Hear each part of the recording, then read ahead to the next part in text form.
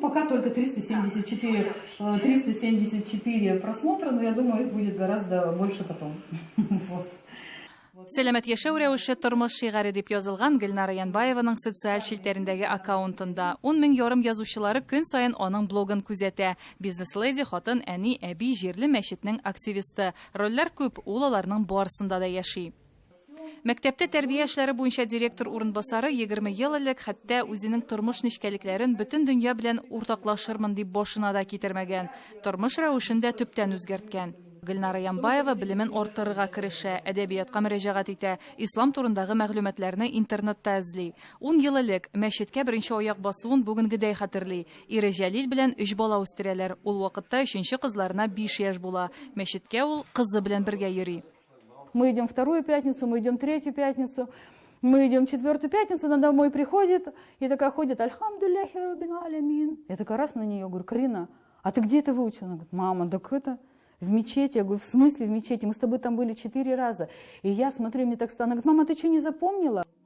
Совет заманында атеизм дәресләрен укыган кыз башына яулык яба. И все, я принимаю решение.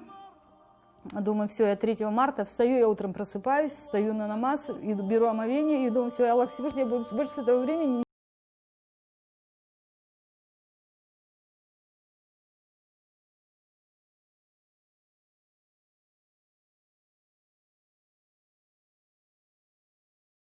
Янбаева ислам нигезләре курсларына йөри, гарәп телендә Коръән укый һәм үз тирәсендә Казар авылы мөселман хатын-кызларын берләштерә. Ябык ишекләр артында хатын-кызлар очрашулары оештыра, үсешкә рухландыра. Да, нам не хватает тех заведений, как, например, в Арабских Эмиратах или в Саудовской Аравии, где у них есть фитнес-залы, фитнес-центры, магазины, поликлиники. Мәктәптәге эш тәҗрибәсенең мәчеттә дә кирәге чыга. Рамазан аенда ифтарлар, балалар лагерешен оештырырга, дәресләр тәртибе төзергә, туклану турында барысында уйларга кирәк.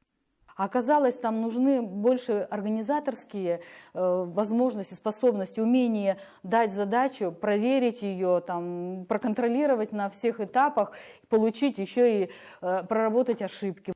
Узган ел Гөлнара Янбаева Бәрәкәт фонды һәм авыл мәхәлләсе хатын-кызлары белән бергә Рамазан аенда балалар бәйрәме оештырган. Укытырга гына түгел, дөрес мөхит тудыру аның эш алымының уңышы.